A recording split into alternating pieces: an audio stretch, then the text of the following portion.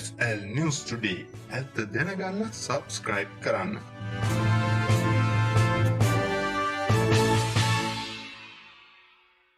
මේ ආණ්ඩුව මේ ගෝඨාභය රාජපක්ෂ මහත්මයා බලයට පත් වුණාට පස්සේ අර ගෝඨාභය මහත්තයාගේ වචන වලින්ම කියනවා නම් අපි කරපු විදිහ හොඳටම අපි කරේ කියන එක ගැන හිතනවා නම් මේ වෙලේ හොඳටම කරලා තියෙන කාරණා හතරක් තියෙනවා. හොඳටම කරපු කාරණා හතරක් තියෙනවා. බලන්න ඒක එකකට එකක් දෙවෙනි නැති තරංගයකේ කාරණා හතර යෙදිලා තියෙන්නේ. ඒ තමයි සීනි කිලෝ එක 200 පැනලා තියෙනවා. එතකොට කීරි සම්බ 200 පැනලා තියෙනවා. දිනකට සිදුවෙන මරණයන් ගණන 200 පැනලා තියෙනවා. ඩොලරේ අගය 200 පැනලා තියෙනවා. ඒ කියන්නේ මේ හතර එකකට එකක් නොදෙවෙනි තරංගයකට දාලා තියෙනවා. ඔන්න සර්ගේ ජයග්‍රහණය. සර් හොඳටම කරපු ටික තමයි ওই ටික. කියන්නේ ඩොලර් එකේ අගයයි දවසකට සිදුවෙන මරණයන් ගණනයි සීනි කිලෝ එකේ අගයයි ස්කීරි සම්බ කිලෝ එකේ අගය හැම එකක්ම 200ට වැඩි වෙන තරඟයක එකකට එකක් නොදෙවෙනි තරඟයකට දාලා තිනවා සර්ගේ ආණ්ඩුව. නදකින් මෙහෙම ආණ්ඩුවක්. ඔන්න කරපු ටික. ඔන්න ඕක තමයි සරලව කියනවා නම් මේ වන විට සර් හරියටම කරලා තියෙන්නේ.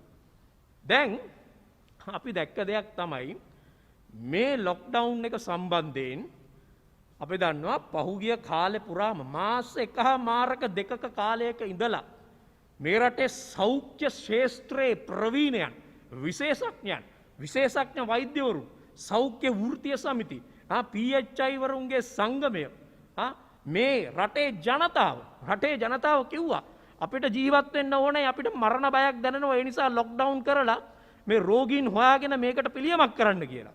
හැබැයි එහෙම කරනකොට ආණ්ඩුව කනකට ගත්තේ නැහැ. මොකද දන්නවද? මේ ආණ්ඩුව බොහොම උද්දච්ච ආණ්ඩුවක්. කියන්නේ මේ ආණ්ඩුවට මිනිස්සු තෙරපුමක් ගෙනාවහම ඒ වෘත්තීය සමිති නැත්තම් ඒ ශාස්ත්‍රයේ ප්‍රවීණයෝ සෞඛ්‍ය විශේෂඥයෝ කියද්දි කනට නොගන්න නිකන් කනට නොගන්න අමුතු උද්දච්චකමක් තියෙනවා. ඇරගන්ට්. නිකන් බොහොම ඇරගන්ට් ගවනින් එකක් තියෙන්නේ. බොහොම උද්දච්ච ස්වරූපේ ආණ්ඩුවක්. ඒක නිකන් අර අපේ අර සිංහල කියමනක් තියෙන්නේ මේ ආණ්ඩුවේ උන් හරියට වැඩ කරන්නේ අර අලියාගේ ගුදමාර්ගයෙන් පැන්නේ උන් වගේ. අර අපේ කතාවක් තියෙනවා සිංහල කතාවක්. ඔක හොඳට කියනවා ලස්සනට. මම මේ හොඳට කියන්නේ අර නිකන් අලියාගේ ගුදමාර්ගයෙන් පැන්නේ උන් වගේ තමයි වැඩ කරන්නේ. එක කියනේව අහන්නේ නැහැ. නිකන් මේක ගැන දැනුමක් තියෙන උන් කියනේව අහන්නේ නැහැ. ඒක ඇහුවාම උන්ට නිකන් ලැජ්ජයි වගේ. මේ ආණ්ඩුවට ලැජ්ජයි යමක් දන්නේ උන් කිව්වහම ඒ කියන දේ අහලා තීරණ ගන්න එක ලැජ්ජාවක්. හැබැයි අපිට පෙවුණා ඊට පස්සේ මෙන්න දැන් ආණ්ඩුව මේක වහන්න ගත්ත තුරුම්පුව තමයි මේක ලොක්ඩවුන් කරන්න ගහපු තුරුම්පුව තමයි කියන්න ගත්ත නෑ අපි මේක ලොක්ඩවුන් කරන්නේ අනුනායක ස්වාමීන් වහන්සේලා මේක කිව්ව හින්දා. දැන් අපිට පේන දෙයක් තමයි මේ අනුනායක ස්වාමීන් වහන්සේලාත් නිකන් අපිට පේන්නේ මේ නිකන් ලොක්ඩවුන් එක කරේ අනුනායක ස්වාමීන් වහන්සේලාගේ මොකක් හරි වාක්‍යයක් දාගෙන මොකක් හරි ලියුමක් දාගෙන ඒක මුල් කරගෙන නිකන් මේක වැහුවා වගේ තමයි අපිට පේන්නේ. මොකද ඔය අනුනායක ස්වාමීන් වහන්සේලා අපි දන්නවා ඒගොල්ලෝ මොන පැත්තේද ඉන්නේ මොන විදිහේ මතවාදයක්ද දරන්නේ ඒගොල්ලන්ට මේ අපි දන්නවනේ මේ සමහර අනුනායක ස්වාමීන් වහන්සේලාට රට ගැන ජනතාව ගැන හිතනවා නම් හිට්ලර් කෙනෙක් වුණත් කමක් නැහැ කියන්න පුළුවන් තරමේ අයනේ. ඒකට එහෙම අයගෙන් වචනයක් පිට වෙන එක අහන්න දෙයක් නෙමෙයි. ඒතකොට එහෙම වචනයක් අහගෙන තමයි දැන් මේක ලොක්ඩවුන් කරයි කියන්නේ. ජනතාව ගැන හිතලා නෙමෙයි. මේ ජනතාවගේ ජීවිතය ගැන හිතලා නෙමෙයි. මේක තමයි තියෙන නරුමවාදය. මේ ආණ්ඩුවේ තියෙන ආචාර ධාර්මික නරුමවාදය කියන්නේ මේ ආණ්ඩුව කියන්නේ අපි ජනතාව ගැන හිතලවත් මේ රටේ සෞඛ්‍ය ක්ෂේත්‍රයේ විශේෂඥයෝ කියන දේ අහලවත් එහෙම නැත්නම් වෘත්තීය සමිති එහෙම නැත්නම් PHIලා එහෙම නැත්නම් මේ රටේ සිටින විවිධ ආකාරයේ දැනුමක් තියෙන මිනිස්සු කියන දේ අහලා නෙමෙයි මේ හාමුදුරුවරු දෙනමක් කියපු හින්දා අනුනායක හාමුදුරුවරු දෙනමක් මේක කිව්ව හින්දා තමයි අපි වහන්නේ. එතකොට හිතා ගන්න පුළුවන් මේ ආණ්ඩුව ජනතාව ගැන හිතන විදිය. ජනතාවගේ යෝජනාවක් ජනතාවගේ තෙරපුමක් අහවාම හිතන විදිය ඒ හිතන් නැති හදවතක් නැතිකම ලෙන්ගතු භාවයක් නැතිකම අකෘත්‍ය අපි කියන්නේ මේගොල්ලන්ගේ තිබෙන්නා වූ මේගොල්ලන්ට තිබෙන අනුකම්පා විරහිත භාවය මේකෙන් හොඳටම පේන්න තියෙනවා මේ ආණ්ඩුවේ. නැත්තම් අපිට දැන් පේන දෙයක් තමයි මේ ලොක්ඩවුන් එක නිකන් හරියට නිකන් අර මාන වෙන මම වගේ. ලොක්ඩවුන් එකක් නොවන ලොක්ඩවුන් එකක්. මේක නිකන් ලොක්ඩවුන් එකක් නොවන ලොක්ඩවුන් එකක්. ඕන එකෙකුට ඕනනම් ඵලයක් අපිට පේනවා ප්‍රශ්න කරන්නෙත් නෑ මුකුත් නෑ යන්නේ එකේ ඵලයක්. එක දවසක් ඔන්න කඩ වහලා හිටියා.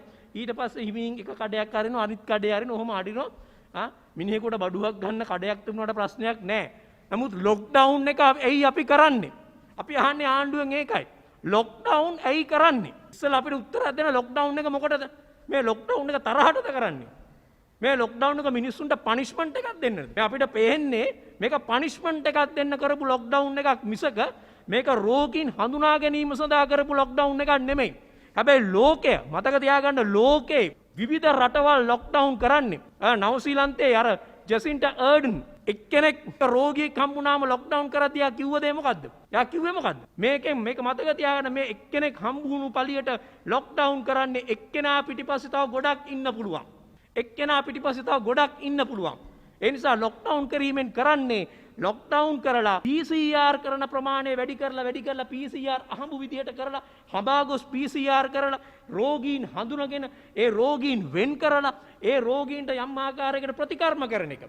ඒකෙන් තමයි මේකට සමාජයට බරපතල විදියට මේක කඩාවදින එක නතර කරගන්න පුළුවන් වෙන්නේ. දුර්වල කරන්න පුළුවන් වෙන්නේ. අඩු කරන්න පුළුවන් වෙන්නේ. ලොක්ඩවුන් එකේ පරමාර්ථය ඒක. ලෝකේ හැම රටක්ම ලොක්ඩවුන් කරන්නේ ඒ නිසා. දැන් ලොක්ඩවුන් කරන්නේ නිකන් ඇඟේ පතේ අමාරුවකට නෙමෙයි. ලොක්ඩවුන් කරන්නේ දිගින් දිගට වැඩිපුර ප්‍රමාණයක් මිනිස්සු ගෙවල් වල තියලා මිනිස්සුන්ට කන්න බොන්න කඩයක් අරිනවා. ලොක්ඩවුන් එක කියන්නේ කඩ වහලා මිනිස්සුන්ට දුක් විඳින්න දෙන එක නෙමෙයි. මිනිස්සුන්ව පෝලිං ගස්සන එක නෙමෙයි. මේගොල්ලෝ කරන්නේ මොකද මිනිස්සු බය වෙනවා. මේගොල්ලෝ ලොක්ඩවුන් කරනවා කිව්ව ගමන් මිනිස්සු කරන්නේ පෝලිං වල ඉන්නවා බඩු ටිකක් ගන්නවා. ඒ දන්නවා එතකොට මේ කඩ ටික තමයි ඉස්සලා වහලා දාන්නේ. කඩ වහලා දාන එක නෙමෙයි මිනිස්සුන්ට මගී ප්‍රවාහනය මිනිස්සු එකතු වෙන එක මිනිස්සු රැකියාව වලට යන එක ඒක අවම කළා ඊට පස්සේ මිනිස්සුන්ගේ මේ PCR කළා මිනිස්සුන්ව ඒ රෝගීන්ව හඳුනා ගන්න එක රෝගීන් හඳුනාගෙන ඒගොල්ලෝ වෙන් කරන එක මේක තමයි ලොක්ඩවුන් එකෙන් සාමාන්‍යයෙන් ලෝකේ රටවල් කරන්නේ ආයේ බුද්ධිමත් නායකයෝ කරන්නේ මොකද ඒ අය දන්නවා මිනිස්සු රෝගීන් වෙන්න ගත්තට පස්සේ ආර්ථිකයක් ඉතුරු වෙන්නේ නැහැ දැන් මේ අපේ අය කයිය ගහන්නේ මේ අපේ අයට තියෙන ලොකුම ප්‍රශ්නේ තමයි මේ ආර්ථිකය නිසා මේක විවෘත කරන්න ඕනේ. ආර්ථිකය කඩන් වැටෙනවා ඒ නිසා විවෘත කරන්න වෙනවා.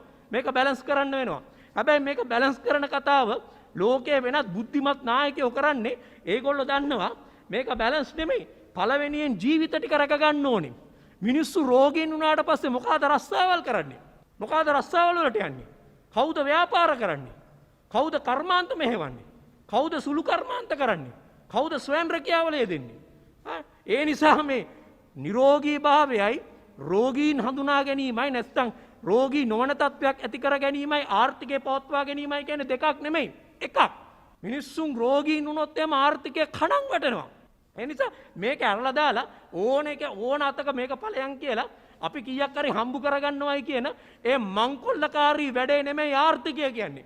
මේ ආණ්ඩුව ආර්ථිකය කියන්නේ ආණ්ඩුවේ මංකොල්ලකාරී වැඩේ. ආණ්ඩුව මංකොල්ල කන්න හදන එක. ආණ්ඩුව තමන්ගේ හිතවතුන්ට මේ මොහොතේ අපිට පේන දෙයක් තමයි ආණ්ඩුව ආර්ථිකය කියලා කියන්නේ තමන්ට අනුග්‍රහය දක්වපු තමන්ට බලය ලබා දීම සඳහා වියදම් කරපු අත දිග හැරලා එයාට හම්බු කරන්න දෙන එක. මේ ආණ්ඩුව ආවේ ඒකට. කාරණා දෙකකට. තමන්ට තියෙන නඩු ටිකෙන් තමන් කොහොමද ගැලවෙන්නේ? ඒව කොහොමද ඉවත් කරගන්නේ? දෙවනි කාර්යය තමයි හැකි උපරිම ආකාරයෙන් තමුන් සහ තමුන්ගේ වසල ව්‍යාපාරික පන්තිය හම්බු කරගන්නේ කොහොමද කියන කාරණය. අන්න දැන් ඉඩ දීලා තියෙන්නේ. දැන් ඒගොල්ලන්ට තියෙන ප්‍රශ්නේ තමයි රට වැහුවොත් මේ හම්බු කිරිල්ල කරන්න අමාරුයි. රට වැහුවොත් එම ඒගොල්ලන්ගේ මංකොල්ල කන එකට බරපතල ප්‍රශ්නයක්. ඒ නිසා ඒගොල්ලන්ට ඕනේ මේක කොහොමද ඇරලා දාලා මැරෙන එකෙක් මැරියන්. ඉන්න එකෙක් ඉඳි.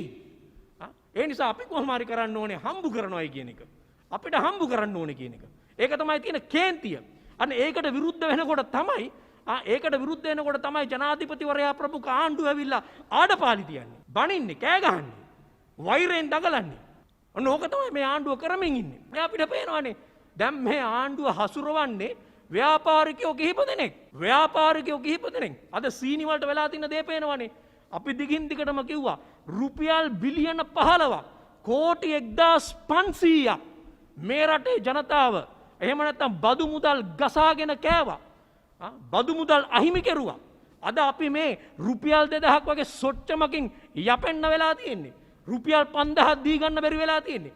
මේ ආණ්ඩු උත්සාහ කරන්නේ මේ රටේ වැඩ කරන මිනිස්සුන්ගේ පඩියට ඒකෙන් 150ක් ගන්න පඩි භාගය කරන්න හදන්නේ ඒ මංකොල්ලකාරයන්ට සල්ලි හොයන්න ඉඩ දීපු හින්දා. ඒ නිසා අපිට පේනවා මේ ආණ්ඩුව ආවේ මේ ඒකාධිකාරය නැති කළා හැම කෙනෙකුටම ඉඩ දෙනවයි කියලා. එහෙම නිසා නීතිය හැමෝටම සමානයි කියලා ආවේ. අද අපිට පේන දෙයක් තමයි අපි කියන්නේ මේ වෙළඳපොළ නියාමනයන් පවා මේ ආණ්ඩුව පිළි අරගන්නේ නැහැ. අද වෙළඳපොළ නියාමනයනුත් නැහැ. වෙළඳපොළ නියාමනය තමයි තරඟකාරීත්වයක් තියෙන්න ඕනේ. දැන් අද තියෙන ඒකාධිකාරීත්වයක් මොනොපොලි එකක් තියෙන්නේ. ඒ නිසා තමයි විල්මාර්ලට පුළුවන් වෙලා තියෙන්නේ. සැංග්‍රිල්ලා මුදලාලිලට පුළුවන් වෙලා තියෙන්නේ. සජාත් මොහමඩ් වගේ අයට පුළුවන් වෙලා තියෙන්නේ මේ රටේ මිනිස්සුන්ගේ අතට දාන මේ අල්ලට දාන සීනි ටිකෙන් හම්බ කරගන්න පුළුවන් වෙලා තියෙන ඒ නිසා. මොකද ආණ්ඩුව මැදිහත් වෙන්නේ නැහැ. මොකටද ආණ්ඩුවක් එහෙමනම්? වෙළඳපොළට මැදිහත් වෙලා අඩුම තරමෙන් වෙළඳපොළ තරඟකාරීත්වයක් හදපන්. ඒක කරන්නේත් නැහැ. දැන් අපිට පේනවනේ අර පෝර ටික. දැන් පෝර ටිකට පෝර ඒකාධිකාරයක් හැදෙන්න යනවා. ඒකාධිකාරයක් හදාගන්න හදන්නේ. මොකද්ද වෙන්නේ මේකෙන්? මේකෙන් මොනොපොලියක් හදාගෙන සම්පූර්ණයෙන්ම මංකොල්ලයකට යනවා. දැන් මොකද ඇන්ටිජන් එකට කරේ? දැන් ඇන්ටිජන් මොනොපොලි එකක් නෙහැදුවේ. ඒක ඇන්ටිජන් අද මංකොල්ලයක් බවට පත් වෙලා තියෙන්නේ ඒකයි. එහෙම නොවුනා නම් ඔය සෞඛ්‍ය ශාස්ත්‍රයයි කියන්නේ ඇන්ටිජන් එක හැම මිනිහෙකුටම ගන්න පුළුවන් වුණා නම් හැම කෙනෙකුටම මේ පහසුකම ලැබුණා නම් මේ රෝගය හඳුනා ගැනීමේ හැකියාව තියෙනවා. එහෙනම් මේක ව්‍යාප්තිය අඩු කරන්න තිබුණා. මෙතරම් නරක තත්වයකට යන්නේ නැහැ. හැබැයි මොකද්ද කරේ? අර කොම්බු මුදලාලිට මේ සර්ව බලයට පත් කිරීම සඳහා අනුග්‍රහය දක්වපු දරදිය ඇදපු ඒ කොම්බු මුදලාලිට ඕන විදියට කොම්බු මුදලාලිගේ ඒකාධිකාරයට මේ ඇන්ටිජන් ටික යට කෙරුවා. ඒ නිසා අද ඒක මංකොල්ලයක් බවට පත් වෙලා තියෙනවා. මංකොල්ලයක් බවට පත් වෙලා තියෙනවා. ඒතර මෙවැනි තත්වයක් ඇති වෙලා තියෙන්නේ. අද ආණ්ඩුවට බෑ. ආණ්ඩුව මේ ජාතික ආරක්ෂාවක් කතා කරනවා. ආණ්ඩුව කතා කරනවා නීතිය ක්‍රියාත්මක කිරීමක් ගැන. ආණ්ඩුවට මේ වසල ව්‍යාපාරිකයෝ පාලනය කරගන්න බැරි වෙලා තියෙනවා. අද ආණ්ඩුව පාලනය කරන්න මේ වසල ව්‍යාපාරිකයෝ. මේ ව්‍යාපාරික පන්තිය. මේ ව්‍යාපාරික පන්තිය කියලා කියන්නේ මිනි කාක්කෝ ටිකක්. අපි කිව්වේ මේ ව්‍යාපාරික පන්තිය කියලා කියන්නේ මව් කුසෙන් බිහි වෙච්ච උන්නන් නෙමෙයි. උන් මව් කුසෙන් බිහි වෙච්ච උන් නෙමෙයි. උන් කොහෙන් හරි කඩාගෙන වැටිච්ච කොහේ හරි ග්‍රහ ලෝකයකින් කඩාගෙන වැටිච්ච අපි උන්ට කියන්නේ නිකන් ප්‍රිඩේටර්ස්ලා. උන් නිකන් ප්‍රිඩේටර්ස්ලා වගේ දෙයක්. පිරිසක්. උන්ට නිකන් හුස්මක් දැනෙන්නේ නැති මිනිස්සු ටිකක්. මලමිනි මතින් ජීවත් වෙන මිනිස්සු ටිකක්. අනේ එහෙම ටිකක් තමයි අද මේ සර්ගේ ආණ්ඩුවේ අනුග්‍රාහකය බවට පත් වෙලා මිනිස්සුන් මංකොල්ල කන තැනට පත් වෙලා තියෙන්නේ. මංකොල්ල කන තැනට පත් වෙලා තියෙන්නේ. ඒ නිසා තමයි මේගොල්ලන්ට මේ ලොක්ඩවුන් එක ප්‍රශ්නයක් වෙලා තියෙන්නේ. ලොක්ඩවුන් එක ප්‍රශ්නයක් වෙලා තියෙන ඒ නිසා.